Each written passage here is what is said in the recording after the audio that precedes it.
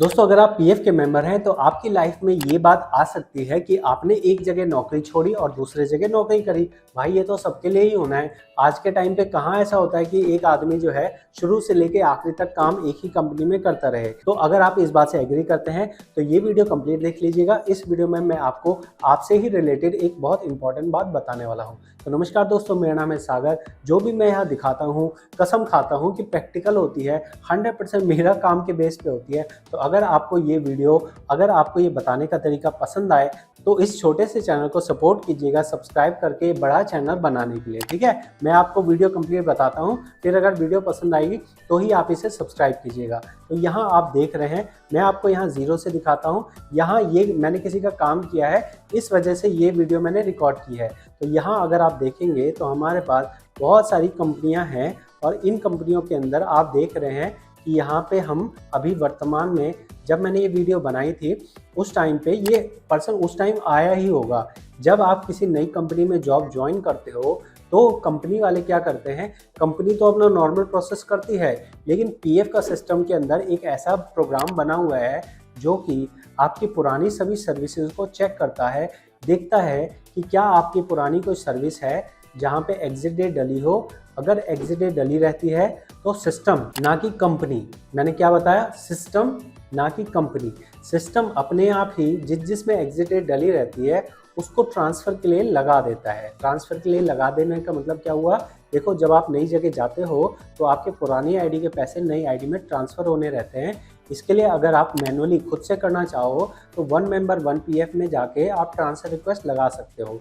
जब आप ये ट्रांसफ़र रिक्वेस्ट लगाते हो तो आप एज ए एम्प्लॉय लगाते हो, ये एम्प्लॉयर के पास जाती है, उसके बाद ये आगे पीएफ ऑफिस में जाती है।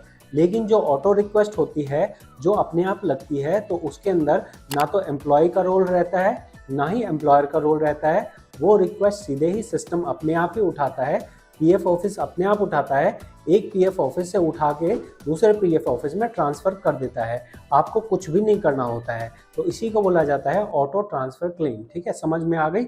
अब मैं आपको ये डेमो दिखा दूं। देखो इसके अंदर हम डेमो क्या दिखा रहे हैं, ये ध्यान रखना कि 16 जून 2020 की इसकी ज्वाइनिंग है। ठीक है, 16 जून 2020 की ज्वाइनिंग है। अब मैं आपको रेलेवेंट पार्ट दिखाऊंगा, क्योंकि यूट्यूब वालों की मिर्ची लगती है, यूट्यूब वालों को अगर हम किसी की ऐसी जानकारी दिखाते हैं। तो यहाँ पे हमारा जो वेबसाइट है वो तो हमेशा ही से ही ख़राब है। तो यहाँ आप देखेंगे तो आपको नज़र आएगा कि हमारा एक तो पुराना जो है ट्रांसफ़र लगा हुआ है, जो हमने मैनुअली भरा होगा वो एक्सेप्टेड बाय फील्ड ऑफिस आ गया। लेकिन यहाँ पे एक रिक्वेस्ट नज़र आ रही है जहाँ पे आपको ये कहा जाता है, जब आपका ऑटो ट्रांसफ़र लगता है ना तो ज़बरदस्ती नहीं है कि आपको ट्रांसफ़र करना ही करना है। आपको ऑप्शन दिया जाता है, जिस दिन सिस्टम आपका ट्रांसफ़र रिक्वेस्ट उठाता है तो उस दिन से आपको 10 दिन का टाइम दिया जाता है कि आप चाहें तो उस रिक्वेस्ट को कैंसिल कर सकते हो। ठीक है, समझ में आ रहा है? नहीं समझ आ रहा होगा, मैं दोबारा बताता हूँ। देखो ऑटो ट्रांसफ़र क्लेम आ रहा है, ऑटो ट्रांसफ़र क्लेम के आगे क्या लिखा है, स्टॉप। स्टॉप मतलब हो गया कि जिस दिन सिस्टम ने उठाया, आपने देखा था कि वहाँ 10 जून था, लेकिन यहाँ पे जो रिक्वेस्ट रेज हुई, यहाँ पे जो सिस्टम ने उठाया वो इन्होंने उठाया है दिसंबर 2020 में। तो जब दिसंबर 2020 में उठाया है तो इनको टाइम मिला 10 दिन का। अगर आप चाहें तो अगर ट्रांसफ़र ना करना हो आपको तो यहाँ आप सिंपल से स्टॉप कर देंगे। अगर स्टॉप कर देंगे तो ये रिक्वेस्ट आगे नहीं जाएगी। फिर क्या फ्यूचर में आप ऐसा ट्रांसफ़र नहीं कर सकते हो? हाँ कर सकते हैं, फिर हमें मैनुअली जाके करना पड़ेगा। लेकिन अगर आप यहाँ स्टॉप नहीं करते हो तो ये रिक्वेस्ट अपने आप ही पीएफ ऑफिस खुद ही प्रोसेस कर देगा, एक आईडी से पैसा निकाल के दूसरे आईडी में ले जाएगा। देखो यहाँ प्रीवियस लिखा है, यहाँ प्रेजेंट लिखा है। ठीक है, यहाँ पे कोई भी डाउनलोड करने का फॉर्मेट नहीं है। जैसे आपको यहाँ डाउनलोड करने का नज़र आ रहा है तो यहाँ ऑटो ट्रांसफ़र वाले में कोई डाउनलोड का नहीं होता है। अगर आपने 10 दिन के अंदर ये नहीं किया तो फिर ये यहाँ से रिक्वेस्ट हट के फिर ये ऊपर आ जाएगी, फिर ये 2 नंबर बन जाएगा।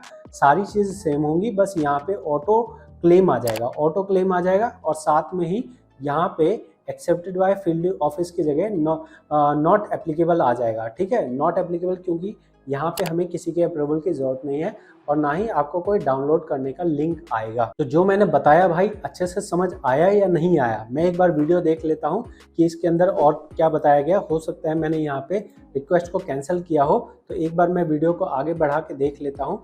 तो यहाँ पे हम क्या कर रहे हैं, देखो यहाँ पे 22 तारीख से 25 तारीख का हमने डेट देखी थी कि ये हमसे जो कांटेक्ट इन्होंने किया था 3 दिन बाद किया था। तो हम यहाँ क्या कर रहे हैं देख लेते हैं। एक बार हमने यहाँ स्टॉप करने की कोशिश की है, वीडियो थोड़ा फास्ट फॉरवर्ड करते हैं।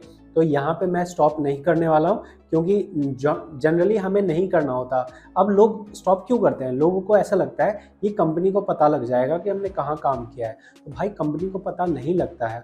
जैसे मैंने आपको बताया था लिख के कि मैंने आपको पूरा फ्लो चार्ट बताया ना लिख के कि हमारे पास जब हम ट्रांसफ़र रिक्वेस्ट लगाते हैं तो एम्प्लॉय होता है, फिर एम्प्लॉयर होता है, बीच में सब्सक्राइब होता है, कर देना सब्सक्राइब, उसके बाद पीएफ ऑफिस होता है, ठीक है।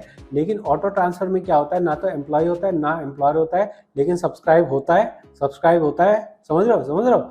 उसके बाद पीएफ ऑफिस होता है, तो पीएफ ऑफिस में सीधे पीएफ ऑफिस में चला जाता है।